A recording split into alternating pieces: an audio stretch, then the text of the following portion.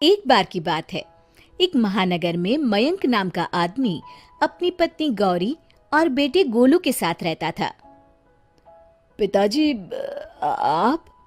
हाँ बेटा, कल गौरी ने तो मुझे फोन करके बुलाया। अच्छा पिताजी, आराम कर लीजिए थोड़ा।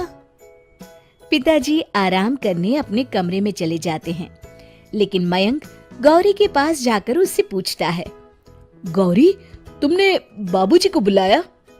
हाँ, मैंने उन्हें कल ही फोन किया था। इतनी जल्दी आ गए?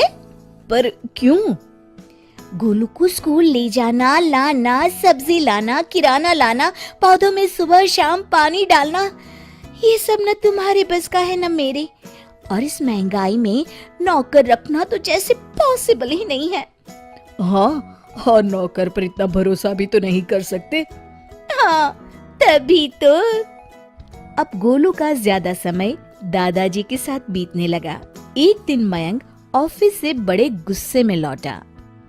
ये टीवी इतनी तेज कौन चला रहा है? चौराहे तक आवाज जा रही है।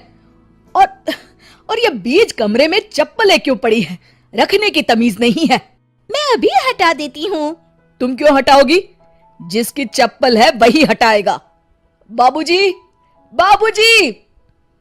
अरे, ये बाबूजी की चप्पल गोलू ने ही पहनी थी, उससे छूट गई होगी। वो तो बच्चा है, बाबूजी तो हटा सकते थे ना।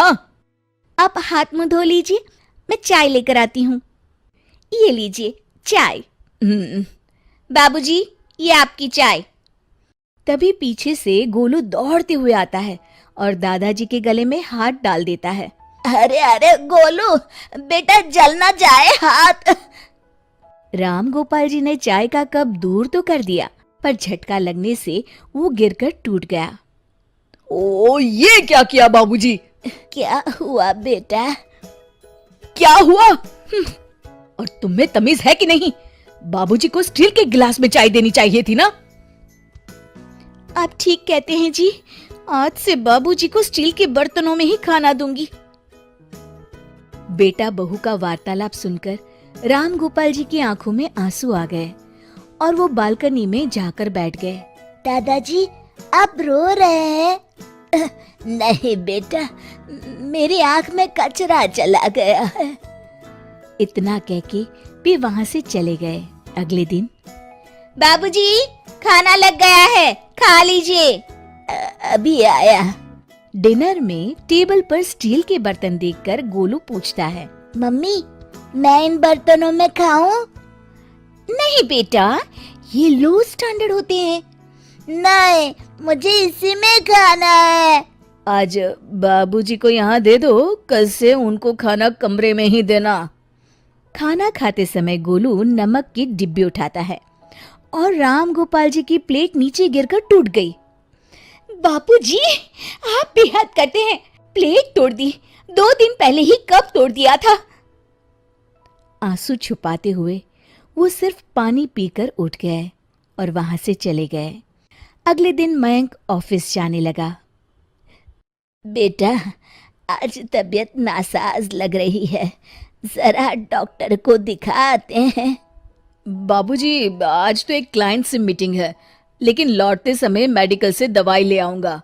अगर असर नहीं हुआ तो कल दिखा लाएंगे। पर बेटा, हाथ पैर दर्द कर रहे हैं, बदन बहुत टूट रहा है। तो आपको कौन सा मजदूरी करने जाना है? पूरे दिन बस आराम ही तो करेंगे आप। राम गोपाल जी कमरे में चले गए। अरे सुनिए जी, पहले गोलू को डॉक्टर को दिखाकर लाइए। लगता है बाबूजी के साथ रहने से इन्फेक्शन हो गया है इसे। बेटा, जब तक दादाजी ठीक नहीं हो जाते तुम उनके पास नहीं जाओगे, समझे? पर पापा, स्कूल तो दादाजी के साथ ही जाना होगा। हाँ जी, आप दोनों को दिखा लाइए ना, तब तक मैं खाना बना लेती हूँ। ठीक है, मीटिंग फिर कभी रख लूंगा। और फिर वो अपने कमरे में चला गया। दोपहर का वक्त था। गौरी, खाना बन गया? हाँ जी। आज तो 1000 रुपए पर बीती। चलिए खाना खा लीजिए। गोलू बेटा, तुम भी खाना खा लो। हाँ मम्मा। बाबूजी, मैं अभी बुलाता हूँ।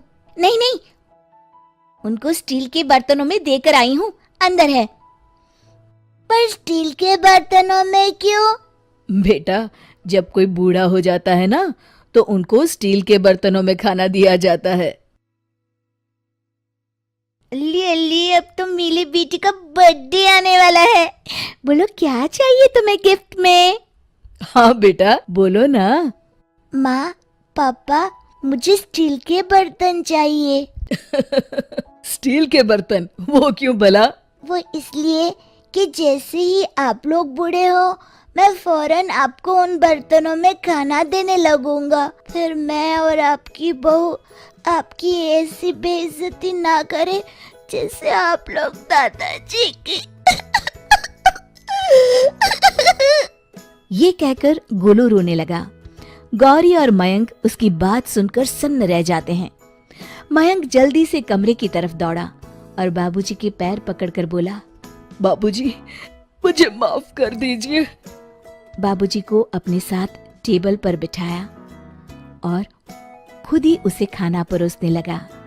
शिक्षा: हमें अपने माता पिता का और बड़ों का हमेशा सम्मान करना चाहिए।